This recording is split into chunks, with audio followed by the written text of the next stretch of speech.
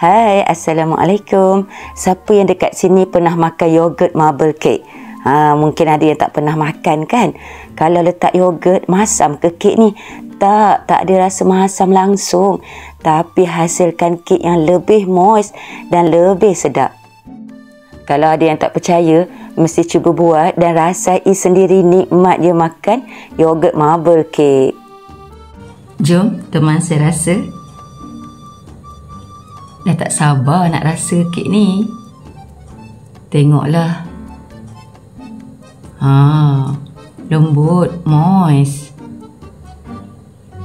Bismillahirrahmanirrahim. Ya Allah, Alhamdulillah. Sedapnya kek ni. Ini first time tahu saya buat kek letak yogurt. Dia punya rasa dia, ya Allah, sangat-sangat sedap.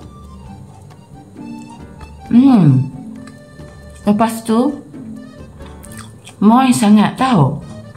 Ya Allah, sedapnya. Manis dia just nice.